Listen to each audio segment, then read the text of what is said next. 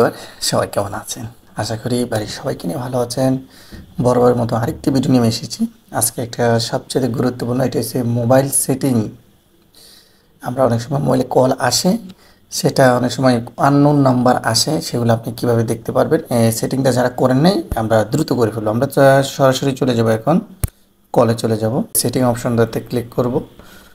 Setting অপশনতে click করে আমরা চলে যাব সেটিং, ক্লিক করতেছি। দেখেন আপনি এই সেটিংয়েতে আমরা ক্লিক করব।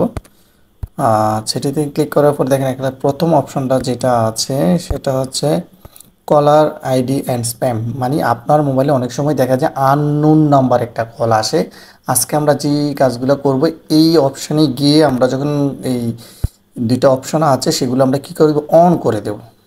এটা অন করলে কি হবে, আপনার যদি আননোন নাম্বার কল আসে তাহলে আপনাকে তার ছবি এবং তার নাম সহকারে আপনার মোবাইলে ভিউ করবে, আপনি তাকে আইডেন্টিফাই করতে পারবেন। এই দুইটা অবশ্যই আপনারা অন করে ফেলবেন। আশা করি আমরা দুইটা অন করে ফেলেছি। তারপর আমরা চলে যাব, একটু নিচে স্ক্রপ করে আসবেন, সেটা হচ্ছে আমরা এখানে ক্লিক করব, সেটা হচ্ছে কলার আইডি অ্যানাউন্সমেন্ট। একটা আছে কলার কলার আইডি অ্যানাউন্সমেন্টে আমরা ক্লিক করব। এখানেও আমরা কি করব, কলার অ্যানাউন্সমেন্ট কলার আইডি নেভার আছে, সেটাকে আমরা কি করে দেব, অলওয়েজ করে দেব। অলওয়েজ করে দিয়ে হচ্ছে কি আমাদের, আমি আবারও আপনাদেরকে বলে দিচ্ছি, আপনার মোবাইলে অনেক সময় আননোন নাম্বার কল আসে, মানে সেভ ছাড়া যে নাম্বারগুলো আসে, এই কাজগুলো করলে আপনার কি হবে, নাম্বারটার নাম চলে আসবে, ওনার ছবিও চলে আসবে।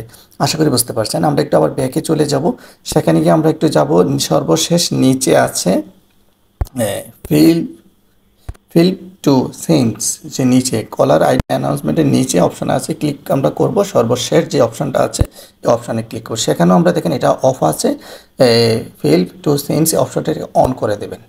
এই তিনটা কাজ আমরা যদি করে ফেলি তাহলে আমাদের মোবাইলে যদি আননোন নাম্বার আসে, এই অন করার কারণে আমাদের মোবাইলে ওই আননোন নাম্বারগুলো এখন আর আননোন নাম্বার থাকবে না, এখন সরাসরি নাম চলে আসবে। তো আশা করি আপনারা সবাই বুঝতে পারছেন। আর শীঘ্রই আপনারা যারা এখনও আপনার অ্যান্ড্রয়েড সেটে এই সেটিংটা করেন নাই, দ্রুত করে ফেলবেন।